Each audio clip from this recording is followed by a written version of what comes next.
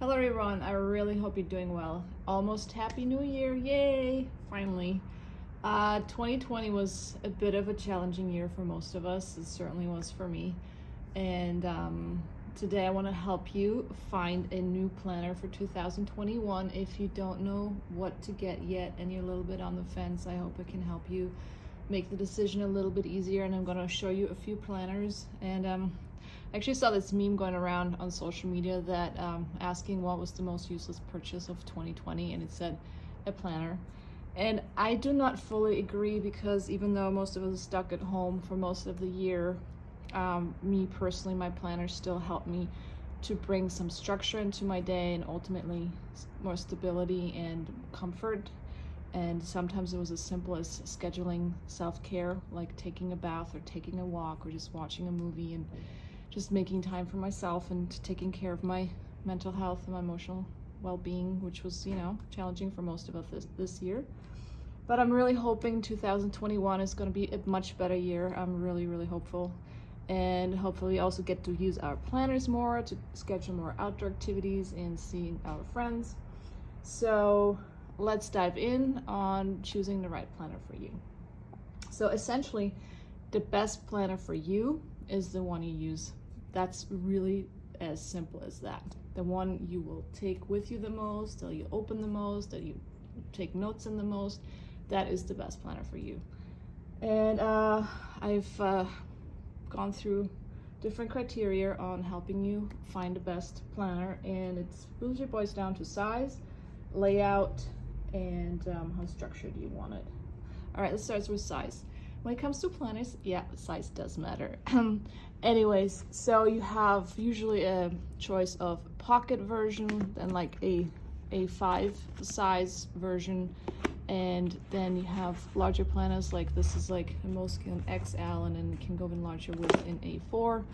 And unfortunately, I do not have a ton of planners to show you because I do not keep most of my planners. So I wish I had a few more, but these will do. And yeah, you really got to think about size. If you on the go a lot, hopefully next year, you probably would want something smaller, like a pocket or an A5 type of version that you can put in your bag or backpack more easily, instead of something bigger like this. I mean, some people don't mind carrying this around, and for me this would be too big, bulky, clunky, and heavy, and I'd probably just not use it as much. So that's the first criteria. Size, equals portability and weight. And when it also comes to size, which also takes me to the layout, is how detailed do you want your notes to be in your planner? There is, which I can't really show you because I don't have one, but let me see if I can find a page in here. You essentially have the choice between a monthly layout, which would be something just like this, where you have a month on a page or a double page, and then you have weekly options like these two, and then it's usually weekly vertical and then weekly horizontal. And I can also show you this in here as well with the Moleskine planner here. So, and then you have the daily one, and that's essentially it. And then you also have undated planners and goal planners, which I will touch upon later, where you have actually a day on 2 pages, like the full focus planner here, but it is an undated planner. So essentially have one double page for one day, but then that's only a 90-day planner and not for the entire year. And yeah, also the Moleskine project planner here, which is undated, but you have a more of a horizontal layout with your planner. So this boils down to preference. If you more about to-do lists, I would recommend a more horizontal layout with a weekly planner or a daily planner. And again, if you want to do a monthly planner, I think monthly planners are fine for people that not want to write a lot down. It's just for appointments and maybe birthdays, but not for actually organizing your day. Then you could use a monthly planner. I do not know a lot of people that only use monthly planners. Most of them use weekly or daily planners. But that's just for very few information that's being put in your actual planner, I think. Otherwise, you just don't have enough space. And then you have an option of a weekly planner and then a daily planner. And for the weekly, as I said, if you like to jot down to-do lists, I think you're better off with like a more horizontal layout like this one, or there's also this one here. This is, I think, also a Moleskine, where you just, have just more room for to-dos versus planners that are vertically organized and structured, where you just essentially have a timeline where you just mark off and block out time for when you want to do what and when you have more appointments. So if you really want to structure your day very strictly and like really schedule every hour of every day, you're probably better off with a vertical format. If you like more to-do lists or check things off, maybe you're better off with a horizontal format. But in the end, it's also preference. You could do both in either one. So, and then again, a daily planner, if you want to take more detailed notes and create a time schedule, like on one side, like as you have like with the Moleskine here, a timeline, and then you can also have more space for to-do lists or whatever, or take notes in it, because you essentially have a lot of space in a daily planner. Me personally, I used to love weekly planners and just not really daily planners. They're too bulky for me, but now I've switched, whereas now I find seeing an entire week like just all at once, to me it feels a little overwhelming. But if I only see one day at a time, to me that feels more manageable. So that's why my preference changed. And yeah, but as I said, that's totally up to you what you prefer. And then there is also, how structured do you want your planner? These are dated planners where you do not have to deal with putting in what day it is and what day of the week and the actual date and all this stuff. You can also go for a version like this. This is an undated planner, so you can start this whenever you want. This is the Moleskine Project Planner. I just did, a review on this guy. So there's other versions and forms of this out there as well on the internet. I will link these, what I have here below.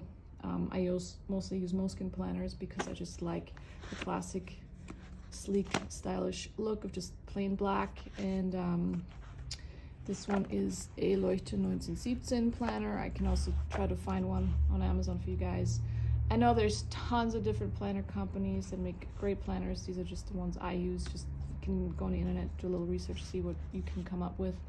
And then if you want something even more structured than this, you can use a goal planner, like the Full Focus Planner, where you write down all your to-dos here and all your tasks, and it's already laid out for you, the 3 most important ones, your other tasks, and then you have a timeline where you can schedule out your entire day, and then you have additional notes, so you can go in tons of detail, even though just all you put in here is the time. Even though it's undated, it's still pretty structured.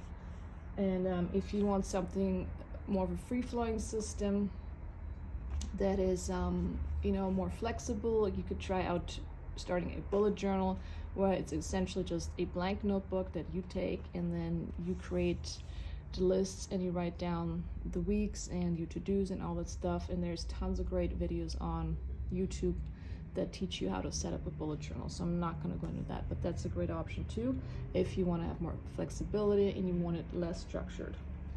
And in terms of structure, it really also depends on how you want to use your planner. So do you simply want to use it for writing down information like appointments and maybe a few to-do items, so it's actually just a tracking device, or do you actually want it to be a motivational planner and it helps you with setting goals? So that will change too in what type of planner you pick, because things like the Full Focus Planner, and there's also the Best Self Planner and the Passion Planner, I believe, and a bunch of other ones, they really help you get into your goals. Like you example, you set yearly goals, and then here you have a weekly preview, and then you can write down all your goals and the steps that you need to break down for achieving your goals and all this stuff. So you can go in really a lot of detail and actually having a planner help you achieve a specific goal versus just writing down appointments and just to-do lists for the day, but which might not actually move you forward in life. Or you can write down inspirational quotes, like this planner has inspirational quotes here at the top. You can write down your own, or you just buy a planner that has some in them if you really want to stay positive and optimistic, and and help you move forward in life. So, and then there is the option of doing, of course, a hardcover planner like this one, or a soft cover planner. I mean, it is just really personal preference for this here. I picked a soft cover one. The other ones I've used in the past are usually hardcover. Just whatever, if you like a more flexible planner that lays open, or if you want a sturdy surface because you probably take it on the go a lot and might get beaten up a lot in your backpack or purse or whatever, and so you might want to go for something more sturdy like a hardcover than a soft cover. And then there's also the option of getting a spiral bound planner. I do not love spiral bound planners and notebooks per se, because it's always hard to write on the side where the spirals are, and then you kind of like anyways, yeah, so not my favorite, but if you prefer that, that's an option as well. And then the last thing is the paper quality. If you really insist on writing with fountain pens in your planner, I would recommend, I have not tried them out yet personally, but there is great Japanese planners out there like the Hobonichi Techo. You can find a link in the description, that use 52 GSM Tomoe River paper, which is really lightweight paper, so your planner does not weigh a ton, but it brings it a benefit of being fountain pen friendly, whereas Moleskine is not really fountain pen friendly paper, and you will get bleed through if you use a fountain pen in this and seed on the other side. But the benefit of Moleskine is that it's 70 GSM paper, so it is slightly lighter, because if you go up with thicker papers, you will have a heavier planner. Like I think the Full Focus planner might even use 100 GSM paper, so it's like nice and a little thicker, but then this is only for 90 days and not for an entire year. If you had this for an entire year, I mean, it would be like this, like it'd be like essentially the Bible. So I think I've covered the most important things. I'm just looking at my notes right here and see if I've forgotten anything. So hopefully this video helped and I didn't confuse you more than you already were. And if you have any more questions and you have any feedback, please leave me a comment. Also, let me know what planner you use or are planning on using for next year, and what your favorite planners are and why. And I'm just really curious to see how other people organize their days in the year. And I'm wishing you all an amazing 2021. I really hope it's going to be a great year for all of us. And take care, stay healthy, stay safe, and hopefully it'll be great. All right, so thank you so much for watching. Please give this video a thumbs up if you've enjoyed it. If you want to see more videos on notebooks and planners and all that good stuff, subscribe to my channel. And thanks for watching.